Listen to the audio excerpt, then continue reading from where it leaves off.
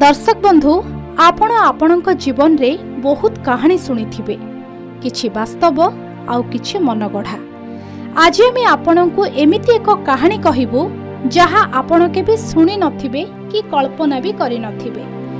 एहा सुनिला परे आपण सहजरे केबे विश्वास करि परिबे नाही सतरे एमिति कोन होई पारे। ए दुनिया रे एमिति एक चौकी अछि जेउ चौकी रे बसिबा मात्रे मनुष्यर जीवन चली जाउछि। हाँ आज्ञा, कथाटी संपूर्ण सत। तेबे एही चौकी सह एक कहानीटी रहिछि। कौन से कहानी आसंतु जानिबा। भल करी देखि नियंतु एही चौकीटीकु।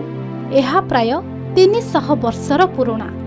एही चौकी विषय रे एमिति सुना जाय कि जे बसिबाकु चेष्टा भी करिवो सेही व्यक्तिर मृत्यु सुनिश्चित।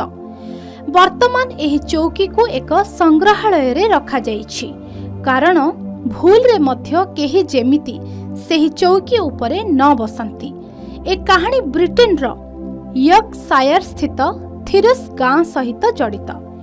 थॉमस बोस ओ तांको अभिशप्त चेयर कारणरू ही एही स्थान विशेष भावे परिचित होइथिला। 1702 मसीहारे थॉमस बोसଙ୍କ आत्मा एही स्थान रे घूरी बुलुछि बोली कहा जाए। एहा परे एही स्थान को पबकर नाम रे लोके जानती। मेट्रो यूके रो एक रिपोर्ट अनुसार थॉमस निज ससुर डानियल को सह मिसी नकली मुद्रार व्यवसाय करुथिले। उभय ससुर ज्वाई संपर्क को बाद दे सेमाने परस्पर प्रति बंधु भली व्यवहार करुथिले। काम सरिला परे मन पसंद पब रे बसी मद्यपान करुथिले। तेबे थॉमस सबु बेले एक निर्दिष्ट चौकी उपरे बसिबा पसंद करुथिले। एही चौकी रे बसिबा तांकर एपरि एक निशा होई गेला जे गोटिए दिन डानियल एही चौकी रे बसी जाइथिले आउ रागरे थॉमस सेठी तांको जीवन नै जाइथिले। भूली गले तांको ससुर बोली। डानियल को हत्या अपराध रे थॉमस को फांसी दंडादेश हैला। दंडादेश सुनाई दियागला परे से सेही चौकी रे बसी खाइबा को इच्छा प्रकाश करिथिले। ताको पूर्ण करागला। तेबे फांसी पाइबा पूर्वरु थॉमस समस्त को चेतावनी दे जाइथिले कि तांको चौकी रे केही भी बसिबा को चेष्टा करिवे नाही, नचेत तार मृत्यु हबो। तेबे किछि लोक एहाकू बाजे कथा कही ता उपरे बसिबा को चेष्टा करिथिले आउ सेमानंकर मृत्यु होई गला। सुनिबा को मिले कि द्वितीय विश्वयुद्ध बेले 2 जण पायलट आसीथिले सेही पब को। सेमाने चेयर रे बसिबा को चेष्टा करी मृत्यु मुखरे पड़िथिले।